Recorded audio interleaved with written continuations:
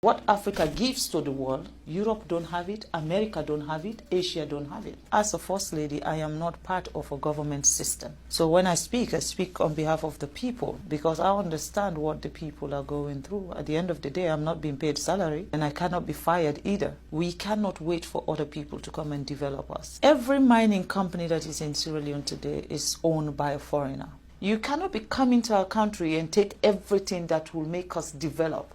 And then you still treat us as inferior people, as if we don't know what we're doing. The sense about us celebrating independence, I don't know why we're celebrating independence, because we are not free. One of the most fundamental corruptions of the social contract in human history is colonialism. Yeah. And it's that mechanism that some states have used to extract resources from other places, such as Sierra Leone. That deprives countries of the resources they need for government services, for education, for health. So I was hoping you could reflect a little bit on what those forces have done to Sierra Leone and what kind of accountability we might be able to think about, just to imagine a way forward from where we've begun now. When you look at what Sierra Leone have to offer, when it comes to our mineral resources, the kind of mineral resources we have in our country is enough to take care of everybody in that country. We should not have a single poor person in Sierra Leone. But unfortunately, we are not given the free will to make decisions on our own mineral resources. There's always Big Brother who decides. And when you fight and say, no, we are not going to do this, they use the system to stop you. It's either they set you up with the opposition and they'll be supporting the opposition against you from the back, or they cause unnecessary chaos in your country so that you are not able to even govern your own people. They will do things to make you not to be functionable. And of course, any country that don't have peace cannot develop. You have to have peace before you talk about development. I'll give you a simple example about Sierra Leone. Every mining company that is in Sierra Leone today is owned by a foreigner. Every mining company. If it's not the Chinese, it's the American, it's the British. Our electricity, Bumuna, is run by the British, and we still don't have light. We're looking for light, electricity. If you don't have electricity, how can you talk about education? How can you talk about health facility? How can you talk about improving the infrastructure of your country? We don't have electricity. Now, do we actually even have proper water, pipe-borne water, so that our kids will not be sick? We don't have those facilities. Why? With all the minerals we have, there is a cap you put. Before my husband became the president of Sierra Leone was benefiting, they said, what's the word? 0.000.1%. What is that? Basically, a company can take as much as $100 million out of the country in terms of minerals, and then they can just give the country $10,000. Thank you so much for watching. Now, what will $10,000 do for our health system? What is $10,000 do for our educational system? And these are the things I believe that are stopping Africa from progressing. We don't have a say. The sense about us celebrating independence, I don't know why we're celebrating independence, because we are not free. That is my own take. I'm not speaking also on behalf of the government of Sierra Leone, nor am I speaking on behalf of His Excellency the President. I am speaking as Fatima, as a citizen of a country who believes that things need to change. Where do we go from here? Do you have any practical ideas about where we might start? Or collective ideas that we might gain support for? I feel Africa, patriotism is very important. You have to love your country to want your country to be a better place. Patriotism, I think we have to have that sense of patriotism in our countries, and our leaders also should be subjected to that. You know, it is not only when you were talking about election and then everybody come out and celebrate, and after election, that's it. Accountability. Who accounts for what is happening? Who is the one who is changing the narrative of what is happening? Like I said, as a First Lady, I am not part of a government system. I am a wife of a president. So when I speak on behalf of the people, because I understand what the people are going through. At the end of the day, I'm not being paid salary, so, and I cannot be fired either. So that's the advantage. That's the advantage of being a First Lady.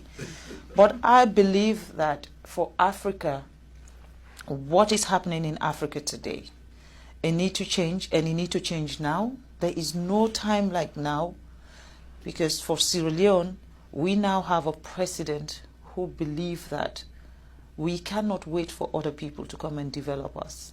We cannot wait for another country to come and prescribe how our country should be run or what we need in our country.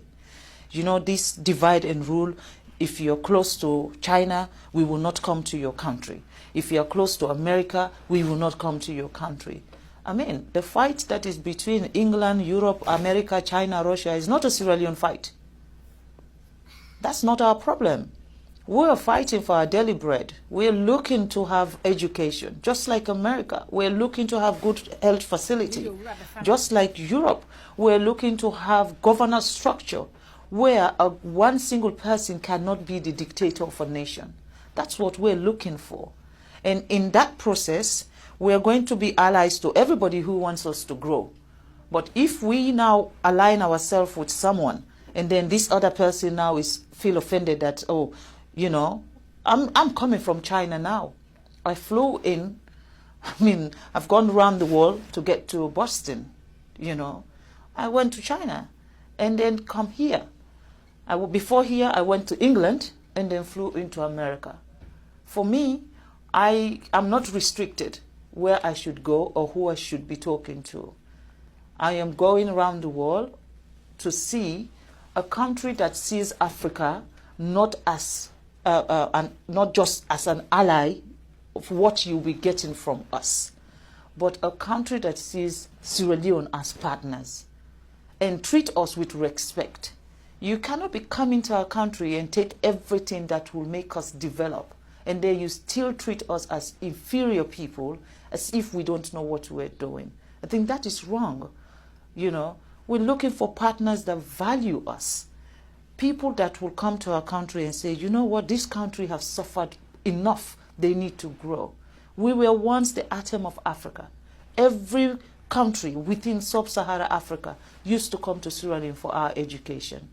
And today, what can we be proud of? We cannot talk about education in Sierra Leone because they've ruined that for us.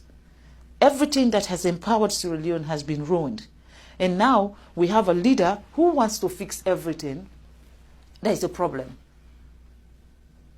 In Africa, you should not have a leader that is assertive, a leader that knows what his people want, a leader that wants to change what is happening. The moment you have that, it's everyone's target. And then they find reason to slow you down, they find reason to stop you, and they use that system of corruption. They use corrupt people, they use negative people, they use unpatriotic citizens to come after a government who is doing what is right for a system. I think we need to address those issues. Unfortunately, I don't know I'm very good at name calling, but at the moment, I don't know who I should be screaming at. I think the way you've started on working on reform for women and girls is a template that can be followed for many other issues. Do you think of what a next one might be? One of the most serious issues I have with the United Nations is the fact that Africa is not part of the Security Council. We're talking about 54 countries, I'm sorry. 54 countries, a whole continent does not have one person representing Africa when it comes to decision making at the Security Council. And I'd observe also that no African country has its own executive director at the World Bank either. Unfortunately, we Yes. don't know how to manage money.